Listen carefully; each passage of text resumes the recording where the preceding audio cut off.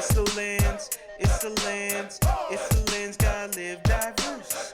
It's the lens, it's the lens, it's the lens, live diverse. You are listening to The Lens Living Diverse, a podcast brought to you by the CNIB advocacy team. Join Nisha, Vivi, and I as we speak to individuals with intersecting identities who live with sight loss as they share their unique stories. Hello, everybody, and welcome to another edition of The Lens Living Diverse.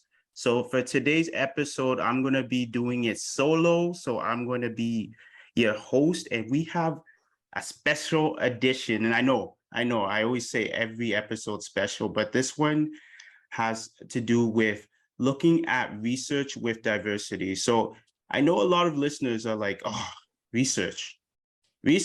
What does research have to do with diversity? But it is very important, especially for organizations that tend to people with disabilities. So it's important to know about race-based research and gender-based research and who's using our services. So to have this discussion today, I'm very excited to have my guest, the one and only Dr. Mahadeo Sukhai. How are you doing, Mahadeo? All good, Ben. Thank you. I'm doing well. How about yourself? I'm doing fantastic. When we first started The Lens Living Diverse, I always wanted to talk about this topic. So I'm excited that you're here today. I provided you an excuse. Excellent. All right. So Mahadeo, if you could tell the listeners a little bit about yourself and your diverse identities. Okay, so I'm going to start with who I am as opposed to what I do first, because I think that's that's important. In North America, we often start with what we do first. We're defined by our work, not necessarily defined by ourselves. So I'll tell you about me. I am a first generation Canadian. My parents and their parents and their parents were all born in Guyana. As was I. So that's part of who I am. I'm a person who has a lived experience with sight loss.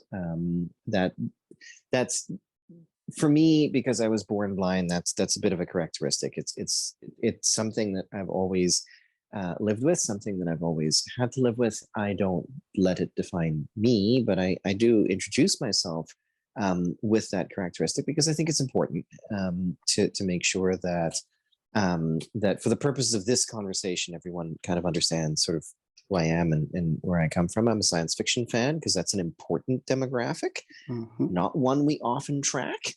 I live in Kingston, Ontario, and I am married, and my wife and I have a baby on the way. Congratulations. Thank you very much. I will also cheerfully say that I rather enjoy cooking, and I rather enjoy reading. Both of those two activities, I might have considerably less time to practice in the foreseeable future. So that's who I am. What I do, I'm a researcher. I'm a scientist. My PhD is in genetics, and I'm today a researcher in two disciplines. One of those two disciplines is what I would call accessibility, inclusion, and equity research, and the second of those two disciplines is vision sciences research, or perhaps public health research. I'm CNIB's vice president vice president research and international affairs, and its chief accessibility officer. And I run the IDEA team within CNIB, which is comprised of a whole bunch of really qualified, really smart, really wonderful people to work with, most of whom have a lived experience as a person with a disability. I think 80% of my team is persons with disabilities, and they're here doing accessibility and inclusion research. They're here doing vision sciences research and understanding lived experiences of persons who are blind, deafblind, partially sighted, and we do that through the lens of inclusion and diversity and equity and accessibility. Love it. And it's so appropriate that you're on the lens right now. And I know you were saying you're a sci-fi fan. I'm not going to confuse Star Trek and Star Wars. Please don't.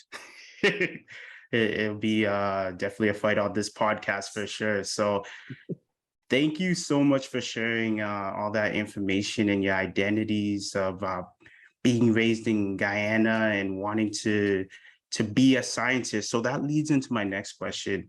Of growing up in the Caribbean, what was it like to have sight loss and wanting to go into the sciences? So I have wanted to be a scientist since I was 4. And that might seem strange to a lot of people. I don't necessarily consider it strange. I've actually wanted to be a scientist for a very, very long time. I will say something about the Caribbean. I'll say something about the Caribbean then, and it's still true about the Caribbean today. Mhm. The Caribbean doesn't have an organization like the CNIB. So there's no Caribbean National Institute for the Blind, right? There's no CNIB where C is Caribbean. Yeah.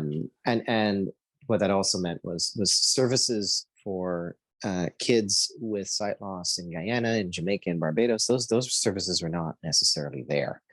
Um, that meant that, as far as my parents knew, they were the only ones in their circle, raising a kid with a visual impairment, raising a kid with sight loss.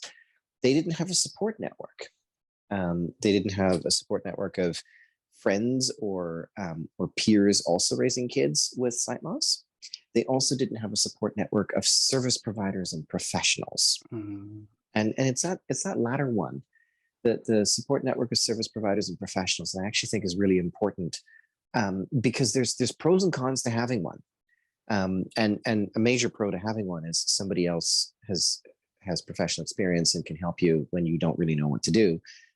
But a major con is, because somebody else has professional experience and can help you when you don't know what to do, that other person suddenly can tell you things about what you should or shouldn't, could or couldn't, may or may not be able to do. Mm. And so I grew up in a space where my parents didn't have a support network. And therefore, when their 4-year-old son, last of 4 kids, said, I want to be a scientist, and by the way, he's blind, their response wasn't, oh, I don't know if that's possible, therefore let's not do it. Mm. And their response wasn't, I'm going to go talk to somebody and figure out if this is even doable. Their response was, what's it hurt to let him try? Mm. Right. And so the thing about safety nets is they're wonderful things, but they sometimes can restrict us when we don't intend them to. Right. Mm. And so growing up in the Caribbean, I didn't have the safety net. And an argument could be made was that, well, if there's no safety net, then why would you let him try? But I mean, none of us knew what we didn't know, right? Nobody said, hey, you need to do this and this and this. And by the way, in order to be a scientist, you need to be able to do A, B, and C. And, that's all very vision related or whatever. Nobody said those things. Nobody got in the way and said, hey, he's got to do special ed. Nobody got in the way and said, he had to do this or he had to do that in school. And so when that doesn't happen, then you're left with, okay, you try or you don't try, and the calculus is, do you lose anything by trying? Mm. And my parents' perspective was, you don't lose anything by trying, so try, and if it doesn't work, we'll figure something else out, and if it does work, then good for you, right? Yeah. And the thing about the thing about a support network is it's supposed to increase the likelihood of success, but in a perverse way, support networks can actually increase the likelihood that you don't try, right? Because then the argument of, well, nobody's ever done this before, or blind people can't use microscopes, or blind people can't use telescopes, or chemical equations are going to be an issue, or whatever, right?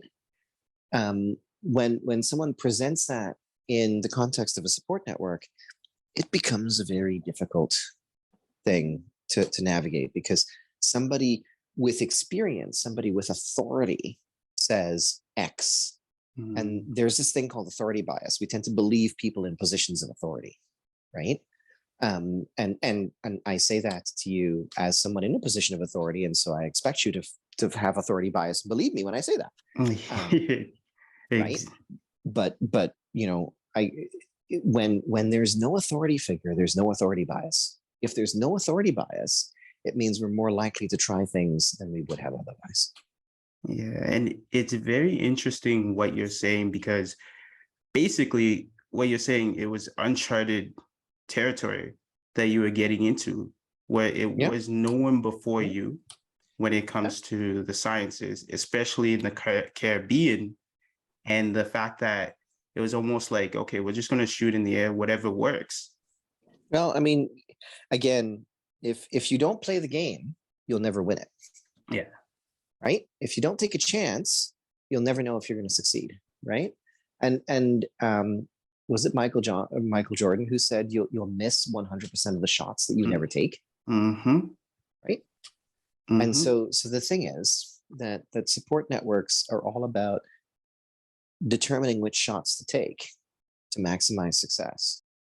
Exactly. And that kind of blows my mind, because I never thought of that support network bias, where it's caging people in, because especially we see this in kids from immigrant families, where they're saying, as someone with sight loss, you can't do this, you can't be a lawyer, you can't be a geneticist, you can't be or at the time accountants, because technology wasn't there. So you bring a really good point of that authority biases, where we automatically like to hear, when we hear something from someone who's so-called a professional, maybe a guidance counselor, maybe an advisory person from a certain disability-oriented organization, we automatically, okay, yeah, they're right. So yeah, that blows my mind that you brought that up. I think it's, I mean, I'm cheerfully going to confess that I have an authority problem, right? I actually don't tend to, I don't tend to just accept a voice of authority without some sort of independent verification of my own, right? There's a saying, trust but verify. A lot of people use the saying, and I learned that saying in the context of genetics and genetic diagnostics, which was the space that I was in before I came to CNIB. As in, if you discover something, you have to verify that it's real, right? And so if somebody says to you something, you have to verify that it's real. If you can't verify that, then you're on your own to determine how you deal with that information, right? But if you can verify it, then it's more trustworthy, right? But the flip side of that is, let's take Wikipedia as an example. Let's say you've got the page on the planet Earth, and you've got 9,000 people who write on that page that the Earth is flat, and 1,000 people who write on that page that the Earth is round. Does that make the 9,000 right and the 1,000 wrong? No, it doesn't. Mm-hmm. Right? Because there's objective ways to verify that the Earth is actually round, right?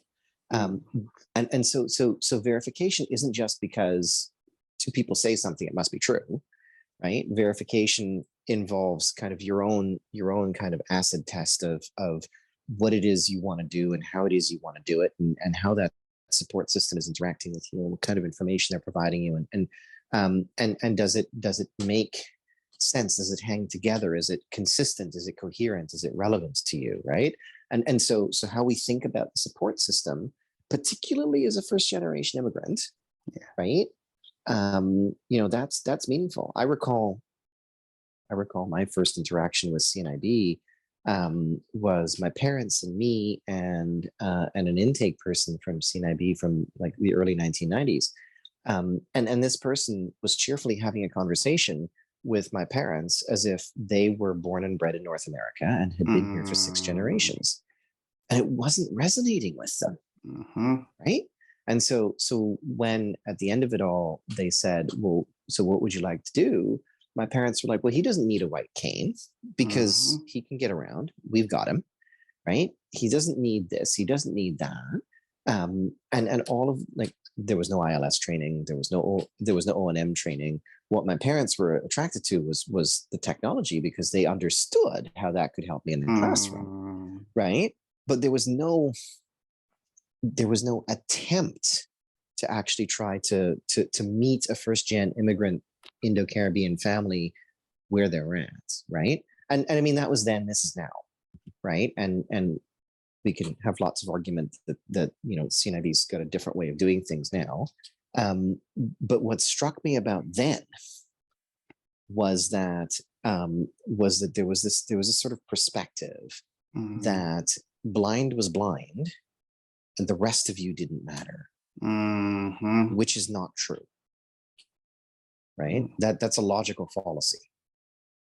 And we can spend as much time as you want deconstructing that particular logical fallacy and why it matters to actually think about it through a research lens.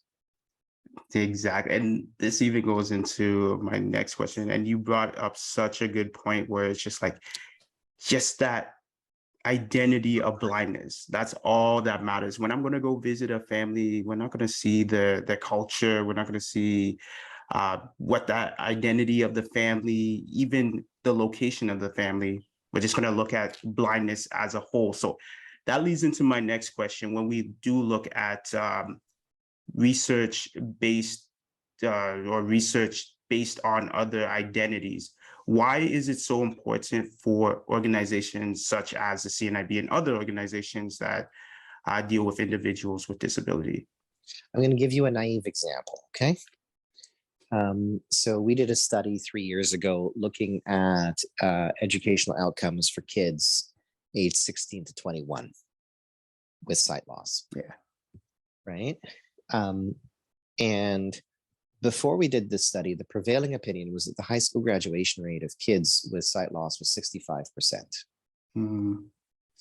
In fact, we found out that the graduation rate of kids with sight loss was much closer to 75%. And we also checked, it had to be kids with sight loss who were of graduating age, right? Now, I was 15 when I graduated high school, so I wasn't of graduating age, but I graduated anyway, right? And most kids graduate high school between the ages of 17 and 21, right? And so we asked of the 17 to 21-year-olds, did you graduate high school? The answer was 76% graduated high school, right? And the thing is, though, that if you took that and you said, okay, fine, let's actually pay attention to demographics. Let's talk about kids with sight loss alone. Let's talk about kids with sight loss plus additional disabilities. Right? Kids with sight loss alone are graduating in 88% clip. Kids with sight loss plus additional disabilities are graduating at a 58% clip. So first of all, that 65% number was wrong, right? And second of all, right, what you found was that the people who were really having problems with high school graduation were people who lived with sight loss and additional disabilities, right? People who lived with sight loss alone actually were graduating high school at a better rate than their non-disabled peers, right? And I mean, there's a couple of other things in there that they're a little bit distinct, but that's the basic story, right? And so now if all you said was, okay, what's the graduation rate? And you didn't ask the do you live with additional disabilities question, you never would have picked that up, right? Exactly. And so let's think about another sort of real life example, right? And let's talk about a study that we did 4 years ago before the pandemic, so 2018, and we were working with others within the CNIB to update our client database, and we asked a pile of demographic questions of people. We also asked a pile of tech use questions and what people were interested in. Here's a really interesting thing that we found. The working age people who were coming to CNIB were more likely to not be white. And therefore, and by the way, not only were they not more likely to not be white, they were also more likely to use more high-tech assistive aids. On the other hand, the retirees that were coming to CNIB were actually more likely to be white and more likely to limit themselves to low vision aids, like optical aids, like magnifiers and monocles and things like that, right? And that was a study done 4.5 years ago, right? And so maybe that doesn't necessarily hold true today in the context of the pandemic, but this was 2018 when the majority of this data was collected. It held then, right? Yeah. And historically, we've always thought that, okay, you know, CNIB's client population skews older, and that there's an even distribution of everybody throughout that age range. But that's actually not true, because younger people want different things than older people. Yeah. Younger people come from different backgrounds than older people, right? And so age matters. And if you follow that chain of logic to its conclusion, not only did age matter, but also ethnicity and race mattered, right?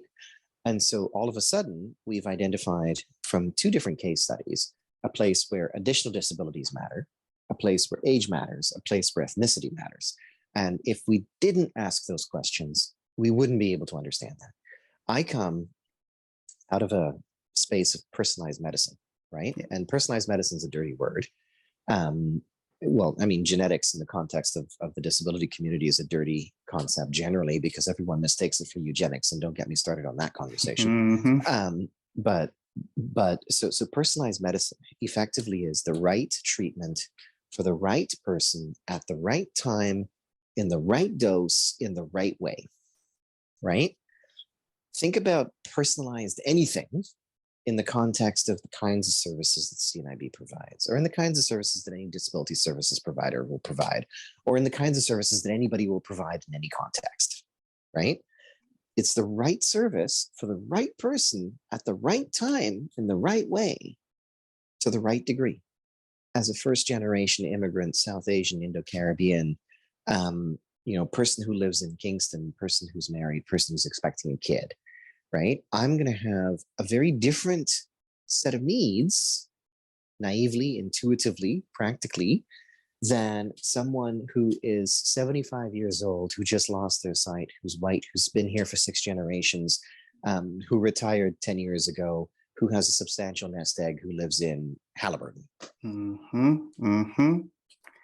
Right? And if we don't start recognizing that people are different, then when we do research, and by research I mean research capital R, the kind of academic level research that my team does, right? But it applies to anything. It applies to service delivery. It applies to, you know, research small r, which is like public opinion polls and stuff like that. Yeah.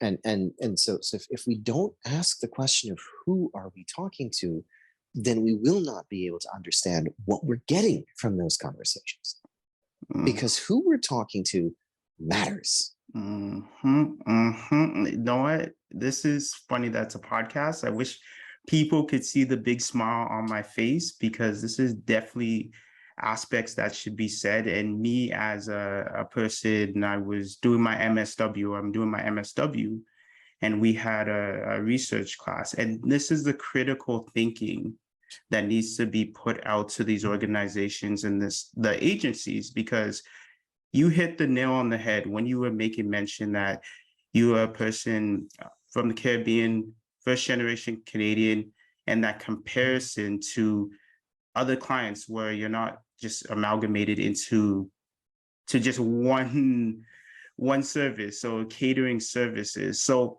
that goes into my next question, which I'm very interested in hearing. And I remember we were at a meeting and you were talking about this, and I got excited hearing about personas and those identities to put to certain people. So is there other terminology that is important when it comes to looking at research with different diversities or identities?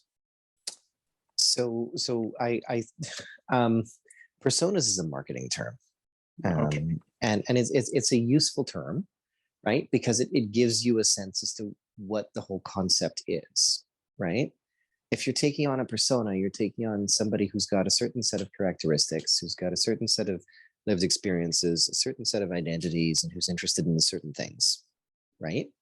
And everybody's different. Everybody's got a different group of personas that they can identify with. Some people identify with the persona of someone who's looking for a job. Some people identify with the persona of, somebody who's a great cook. Somebody identifies with the persona of the outdoor adventure, whatever. And so persona assumes that you can amalgamate a bunch of these things together and basically this is how, like, this is the paint that you've thrown at the wall, and this is the, I can't think of a non-visual metaphor here, but like, okay, so I have one. It's relative to cooking, right? So this is the energy bar that you've made from these ingredients. Yeah. Right.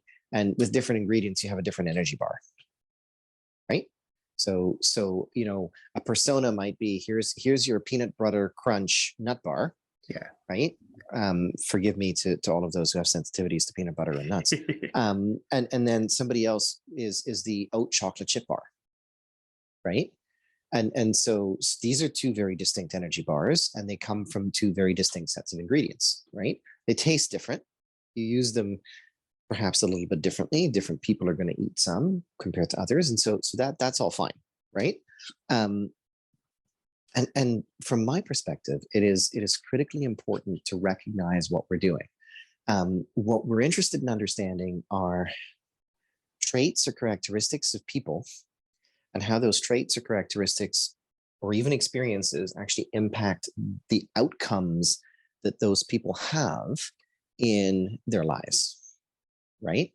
And so if I'm engaged in something, whatever the thing is, right, am I more likely or less likely to succeed at it? Am I more likely or less likely to take up the knowledge from it? Am I more likely or less likely to engage in something that says that this thing that I participated in had a meaningful difference in my life? And it's all about understanding how to make something more likely rather than less likely. Yeah. Right. And you want increased positive outcomes. You want decreased negative outcomes. That's the word that we're thinking of, outcomes, right? So the outcome is more likely, or the outcome is less likely. So you want to make the positive thing more likely. You want to make the negative thing less likely. And so the question is, can you measure the positive thing? Can you measure the negative thing? Right. And then can you understand everything you can possibly understand about the journey that person is taking, so that you can actually try to figure out how much of that contributes to the positive thing and how much of that contributes to the negative thing, right? And so this is basically what a persona is, and what personas are generally, refined, I think, a little bit from a scientific and research perspective, because when we think about personas in terms of program development, it's like, who's going to attend my workshop? Right? And my question goes beyond that. It's not who's going to attend the workshop, it's who's going to be successful at generating the outcomes that workshop is intended to do. Right? So those are related things, and one goes a little bit farther than the other. Exactly. A perfect explanation. And that makes me wonder about the term social determinants of health. And I actually started realizing this terminology a few years ago. What is your take on social determinants of health? So part of that could be your social location, right? Part of that could be your experience that you have as a person that impacts your health. So social determinants of health. So health is, in this case, the outcome, right? How healthy are you as a person, physically, mentally, emotionally, right? And what are the things that influence that outcome? And so if we think of your health as the outcome, things that might influence that include where you live, how much money you're making, who you're living with, right? Are you first gen, right? Where are you from on this planet? Your education level, your employment level, right? Whether you have benefits, whether you have pension, right? What's your access to services? What's your access to healthcare, right? And so there's all of these things, some of which you can change, some of which are influenceable, some of which are not. Like nobody can influence the fact that I'm a first-gen Canadian. Yeah. Right? Nobody can influence the fact that I was born in Guyana. Yeah. Right? Nobody can influence the fact that that my parents are 5 generations removed from being born in India. Right? None of those things I can change, but I can change my education level. I can change my access to employment. I can change my income. I can change where I live. I can change who I live with. Right? And so some of these things are things that you can influence. Some of these things are things that you can change, and you can also change things like how you uptake information, right? Yeah. What kind of information you're being taught, what kind of information are you party to in whatever it is you're thinking of and whatever it is you're doing, right? So those things that we can influence, right, which are social determinants of health, if we can influence them in a positive direction, we can influence outcomes, right? And so I use the term social determinants of health a great deal because it's an understandable term for people who need to get a sense as to what it is we're doing. Whether you like the term or not is actually not relevant, but because people actually understand what an SDH is. Yeah, and it's a good model to look at and good to understand truly the barriers that people have. Because, for example, you have a service or a program that may run late, but people would ask and be like, oh, why is that person not attending? But looking at aspects of like transportation as well to even get those services, or I know it's really healthcare based and health based, but sometimes looking at that journey of how that person's getting to those services or how that person's implementing the health or safety. So, well, I mean, here, try this one on for size. yeah, Access to technology is a social determinant of health. of course. Right? And this became brutally obvious during the pandemic when everything went virtual, right? And so because everything's gone virtual, if you don't have access to good internet, if you don't have access to the right technology, then you're not going to have access to education. You're going to have much harder access to employment. You're not going to be able to access your healthcare services effectively. And there's a cascading effect. So we did a study where we looked at accessibility of online learning for post-secondary education. And the interesting thing is the platforms are fine. Well, I mean, no, I take that back. They're not fine. Some platforms are better than others. But the platforms weren't the problem, right? The problem with accessibility of online learning was that people didn't have technology. And if they didn't have technology and the platforms required technology, you were stuck. Or if people had technology, then the other question was whether the instructors knew how to use the technology, right? And so those were bigger determinants of success than the accessibility of the platform, right? And the thing is that there's a bit of a default assumption, right? Everyone uses a laptop or everyone uses a smartphone. Yeah. And I mean, have you tried working off of your iPhone 16 hours a day? It's hard. It's not easy, right? The way that you deal with documents, having to listen to voiceover all the time, trying to deal with magnification, it's difficult to look at your phone 16 hours a day. Yeah, even just the comfort level, just it's difficult. Over your phone. It's difficult looking at your phone 8 hours a day or 6 hours a day or 4 hours a day. Some people do it, right? And some people will work off their phones. Some people will not. I won't, right? I had a call this morning with a colleague where we were talking about use of a laptop versus use of a smartphone versus use of a tablet. Yeah. And I said, I use my laptop to deal with documents, and I use my laptop to do screen on communication, and I use my laptop to watch TV. Yeah. Right? I use my smartphone as a phone, right? And I use my smartphone to surf the web, right? Yeah. On the other hand, I use my tablet to read a book. How somebody uses technology and the piece of technology they have access to has become, because of the pandemic, a social determinant of health. And if you think about that, who's got access to what has a lot to do with how much money you're making, right? Has a lot to do with who's in the house, has a lot to do with where you live and what you have access to around you, right? And so basically what I'm saying is that if you think about a pyramid, right? And at the top of this pyramid is the outcome that we're interested in. Underneath that are a bunch of things that are influenceable to get to that outcome.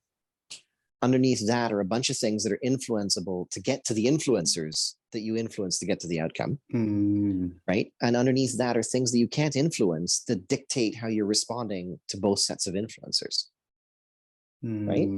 And so you've got the outcome, you've got the first order influencer, you've got the second order influencer, and then you have your unchangeable characteristics, right? And you might have more layers of influence in between. And so it's a pretty complex model when you try to think that through, right? But at the end of the day, there's 1.5 million people in this country who have seeing difficulties, and every single one of those 1.5 million people is fundamentally different from the next one, right? How I respond to something isn't going to be the same as how you respond to something, right? But the thing is that that your parents are immigrants, right? You were born here, if I remember right. Yes. And so we're second gen, like you're second gen compared to me being first gen. Yeah. Right. And our cultural reference points are subtly distinct, right? They're not the same. They're different enough that they're meaningful. We'll have some common culinary reference points. We'll have some common experiential points. You grew up in Toronto, right? GTA, yes. You grew up in the GTA, right? Yeah. I grew up in the GTA after we came here. But the thing is that I came here differently than you came here. Yeah. Right. And so how I take up the GTA experience is going to be different from how you take up the GTA experience, which is then going to play out in some of the outcomes that we have. Right. I came here stubborn. And so in coming here stubborn, when I had educators who said, you shouldn't be here, I was like, well, nuts to you, right? But then if you grow up in a system where you learn that it's okay to say you shouldn't be here, you're more likely to take it. Definitely very good point on the differences and the different experiences of different individuals. So with this comment, I love this food for thought because I'm definitely getting fed for sure with all this knowledge and just loving it because this is what I found as a Black male that we had at the back of or I had at the back of my mind, but just didn't know how to explain it at the time when I was younger. So explaining all this, I love it. I love all the aspects of it. And that makes me go into my next question. So what's your goals for looking at the CNIB with research? So we talk a lot about education, we talk a lot about employment, we talk a lot about technology. We talk a lot about access to services. And the first generation of research projects at CNIB have focused on education, employment, technology, and access to services. But what we haven't done is different people call it different things. Some people call it journey mapping. Some people call it longitudinal studies, right? What we haven't done is taken a Ben and a Mahadeo and followed them through the equivalent stages of their lives and looked to understand what's different and why it's different and how to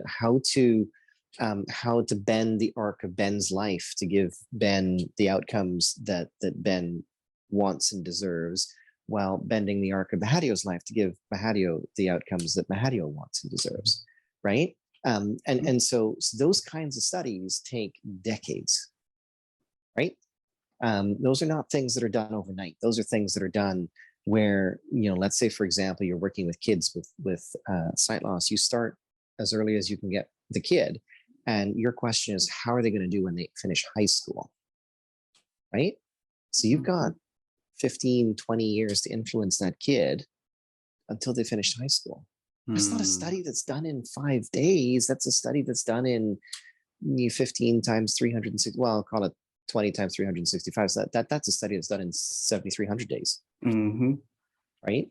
That's a long kind of project. That's one thing. The second thing is we talked about technology a lot, right? So there's technology that's coming that might be helpful to us, might not be helpful to us, right? We don't really know because nobody's ever asked the question, right? Smart homes, smart devices, AI mediated decision making, right? These are things that could help people who are blind or partially sighted. They're also things that if we don't really understand how the technologies are taking up the question around diversity and accessibility and equity and inclusion, then they could just as easily hurt people who are blind or partially sighted, right? And so do we understand those elements of technologically aided decision making, right? Like AI decision making. If the AI is using the wrong model to make decisions, then people like you and me are going to get excluded. Yeah. Right.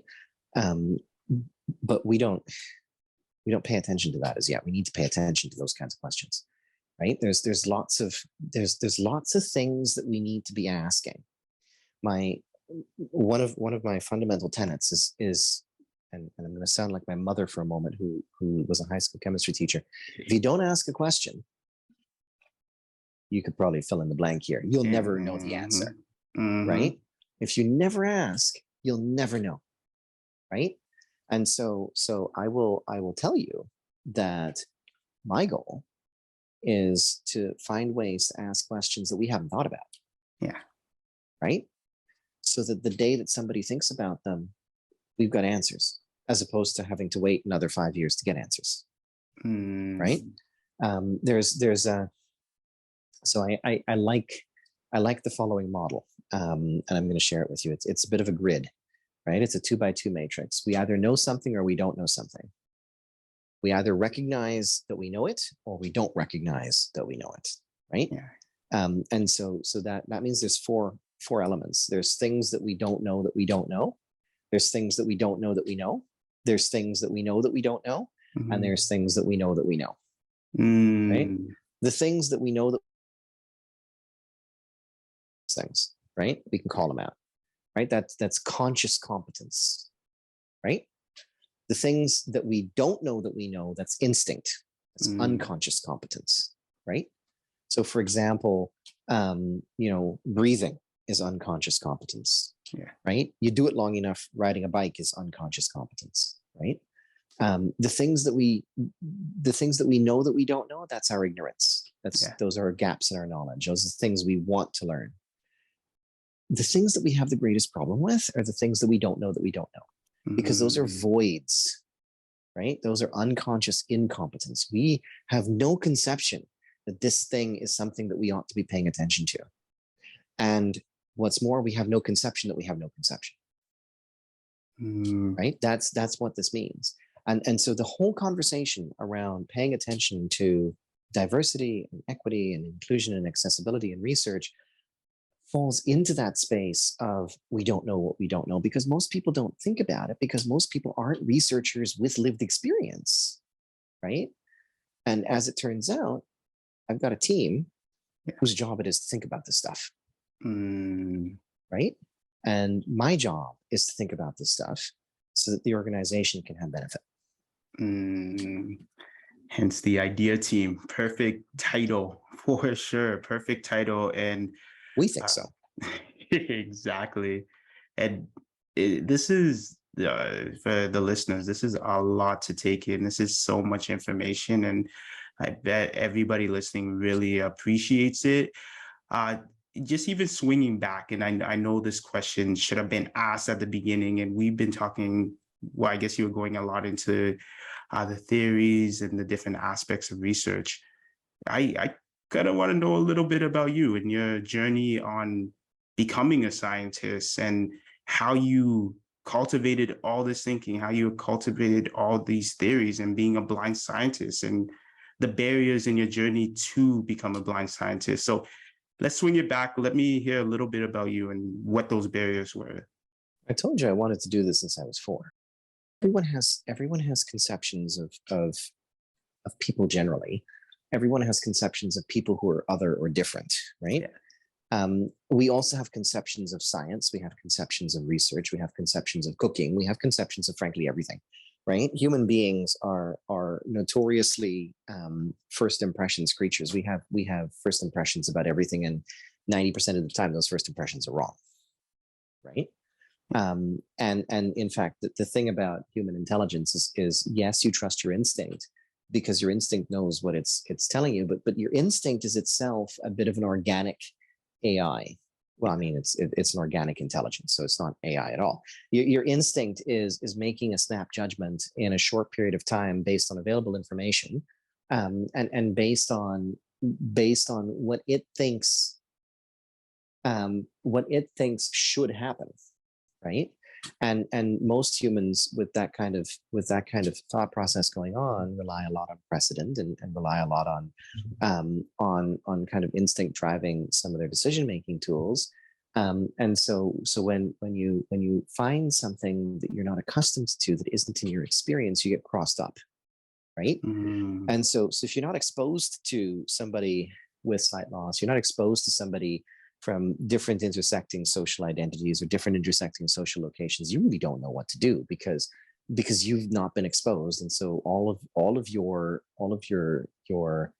innate heuristics, all of your decision making sort of comes from a place of, well, this is outside of the realm of experience, right? So, and if this is outside of the realm of experience, we balk and we don't know what to do. That's where barriers come from, right? Yeah. But here's the funny thing: what we've actually forgotten is that every human being at one point or another is outside of the realm of experience of every other human being at one point or another, right? And that's the nature of the beast. Now, some of us, like myself, make it their business to in at least in my professional life, I make it my business to try to actually very deliberately be outside of the realm of experience, but not in a way that's like not in a way that's bad or malicious, but just in a way that says, I need you to question your experience, right? And that questioning experience is a conscious thing. But this is actually where barriers come from. People put barriers up. Barriers exist because whoever thinks about something has thought about it in a certain way, and we're outside of the way that they thought about it. Therefore, the thing that's been put in place is a barrier because we're outside of the range of experience that it was actually coded for. Yeah. Right. So, I mean, I found a lot of that. I didn't call it that as a kid, obviously. But I found a lot of that. A lot of well, you're blind, you're not supposed to play sports. You're blind, you're not supposed to be in a science lab. You're blind, you're not supposed to be in school. That was the thing growing up. You're blind, you're not supposed to be in school, right? And so how do you deal with that? That also depends on the support system that you have. The support system I had was my parents and my siblings and my family, right? And as I got older, friends, right? And so they were the ones who acted as a support system to say, okay, you're going to encounter those barriers, but you don't have to let those barriers stop you, right? It's different when the support system that you have is the barrier, right? Yeah. And I mean, I had some of that in different spaces because my support system wasn't really all that in favor of me doing independent navigation until I was an adult, and so that was a barrier, right? But in the context of my education, my support system was very supportive, right? Yeah. And so if your support system is a barrier, then you have another, like you got to figure out how to deal with that. But if your support system is doing its job, then it helps you overcome barriers. It helps you navigate your way through them. It helps you identify, prevent, and remove, right? Overcome is not the right word I would use. Identify, prevent, and remove, right? So you asked me about my journey, and I mean, I had a bunch of different experiences. I graduated high school when I was 15, as I indicated before. I went to post-secondary as a 15-year-old with sight loss as a first-generation immigrant. Not an easy time, right? And I all of that, and I wanted to do this thing that I wanted to do since I was 4, right? A few times I sort of shifted my path a little bit based on the advice that people gave me or based on experiences that I had, but I never deviated from wanting to be a scientist. The other thing I've always also wanted to be is an educator. Yeah. And we've spent the last hour having a very educational conversation, right? Yeah. And I mean, the thing is that where I come from, being an educator was actually the most exalted profession, right? Because where I come from, the most exalted professions were engineer, lawyer, doctor, teacher. But you couldn't be an engineer, a lawyer, or a doctor unless somebody taught you. Yeah. Right. So teacher was the most exalted profession. My mother was a teacher, right? Uncles and aunts on both sides of the family were teachers. And so growing up, I saw that as the pinnacle of everything, to be able to influence the next generation of minds. Right. And so that's what I wanted to be. And I held that. And I held being a scientist and being a teacher close to that identity of this is what I want to do. Right. And I held that without really understanding what the shape of that would look like. I held that for my entire life. I still hold it. I'm a scientist and an educator first. I'm a business executive second, right? And so the story, the direction, the orientation can shift and change and modify, but like I never lost I want to be a scientist and I want to be an educator. And people could say, well, that's nice, but that's just you. What about other people? Other people aren't so lucky. Yeah. What I will say is there was absolutely no luck in any of that. Right? There was a lot of hard work and a lot of people who were taking the time to be supportive, and there was a lot of mental health. Right? Because being somebody who got recognized, and you did it just a moment ago, you called me a blind scientist, and I would beg to differ. Yeah. I'm a scientist who happens to be blind. Yes. Right. And so the scientist is the identity and the blindness is the characteristic, right?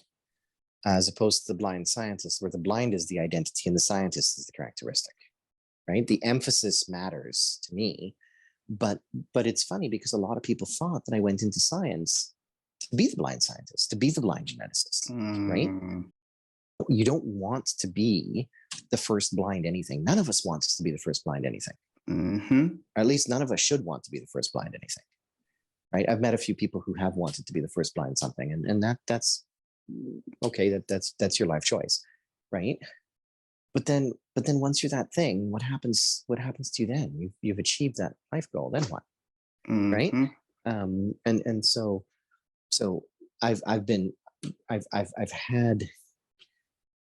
had a lot of work that goes along with the fact that I had no role models, that my mentors, my sponsors, the people who were my guides within the space weren't people like me, right?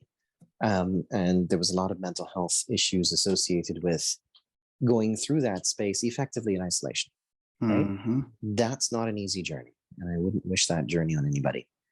And it's why I take the time to have conversations like this and to talk to people who want to do what I've done or some reflection of what I've done, because they need to know that they're not alone. They need to know that others have gone through that space, right? And you know what? I had this conversation earlier today with somebody. What is mentorship, Ben? Mentorship, I will tell you, it isn't I'm going to ask you some very specific questions. I'm going to go in and treat it like a job interview. Mentorship is me having this conversation with you live in real time and in full color, if color's your thing, right? Because not for everyone it is. And I'm just having this conversation with you. Yeah. Right. Some of the people that I consider to be my best mentors, I just love to sit and listen to. I just love to sit and shoot the breeze with, right? And have random conversations about something, anything, and see how things kind of connect in our brains, right? That's mentorship. Yeah. That's what mentorship really is, right? We teach mentorship to be this thing, which is like, okay, you have to have these 5 questions you're going to ask the person. You don't want to waste their time. Thank you so much for sharing your story, first of all, and I love how you made mention about blind scientists, terminology. Terminology is key, definitely. And it's so important, language, putting blind before what you are. And that really is a good reminder to us as persons with sight loss. Actually, before we get end this amazing episode, just any last words that you have from just like we were talking with mentorship, any words that you have for anybody who is interested in getting into the field that you're getting or you got into and your journey? You know what? If you're interested, I got to tell you, there's always room to learn on the team. There's always room to try to figure out if this is for you. Feel free to reach out, and we can always talk. That's never a problem. Research at cnib.ca. What I would say, I think what I would say is this kind of work is crucially important. It's a very different way of thinking about the world. It's a very different way of thinking about research questions, and it's a way that holistically takes into account the fact that people are people. Right? We often forget about that when we do research, but people are indeed people. Mm-hmm. Right? And I think that it's easy to be reductionist. It's easy to sort of categorize. It's easy to sort of say, this first, everything else second. And it's there's danger in simplicity, right? Humans, I think, socially, humans are irreducibly complex systems, right? So biologically, we can understand what a human is and how a human works, but socially, I think the only way to understand human social cues is to actually understand human social cues. So science fiction reference, Isaac Asimov, and psychohistory, right? Isaac Asimov was the author of the Foundation series of novels, and in this future history that he was writing, he postulated that you could mathematically model human society. But that you could only mathematically model human society in its entirety, right? Because human society and social interaction was irreducibly complex, right? And you know what? That's not necessarily wrong. Yeah. But I think for the purposes of what we're trying to do, for the purposes of vision sciences and accessibility and inclusion research, we need to understand where the barriers come from. We need to understand how to prevent them. We need to understand how to remove them. We need to understand what drives their creation. We need to understand how we move through those barriers, right? Or don't move through those barriers. That's fun work. It's not work anybody taught me to do. And frankly, it isn't something that up until a few years ago, I would say was even legitimately recognized as a valid discipline, but we're changing things. And anyone who wants to learn how to do this, let's have a chat. Love it, love it, love it, love it, love it. As I said before, food for thought, and we just got a buffet. That was incredible. Thank you so much, Mahadeo. And actually, bonus question. How did it feel to put on that lab coat? I know someone wanted to know that. Which lab coat? The white lab coat. Did you, when you're a geneticist, do you ever have to put it on? Oh, you see, that's a fun myth. The number of times that scientists actually wear lab coats, under certain circumstances, you would. Like if you're actually actively trying to protect yourself, you'd put the lab coat on. Yeah. Most of the rest of the time, if you didn't need to do that, we wouldn't wear a lab coat. Okay. See, we just debunked a myth today. Thank you so much for imparting your knowledge on our listeners and myself. I learned a lot today. And I don't know, is this the right term, or for Star Trek, may the force be with you, or am I totally off? No, that's Star Wars. Oh, did it again. I did it again. So thank you, Mahadeo. I really appreciate you coming through today. You're very welcome. Live long and prosper. I love it. There we go. That's the right Star Trek reference. So once again, thank you everybody for listening to another edition of The Lens Living Diverse. If you like today's episode and previous episodes, Don't hesitate to like and subscribe on your favorite listening platform. Once again, like and subscribe on your favorite listening platform. Also, if you have any great ideas or even want to be a part of the Lens Living Diverse, email us at advocacy@cnib.ca. Once again, advocacy@cnib.ca. And lastly, if you want some more fills of advocacy and diversity and inclusion, please visit the CNIB website, hit advocacy, and then go to We Are CNIB, where you could get many resources about diversity and inclusion. I want to wish everybody a wonderful day. Peace.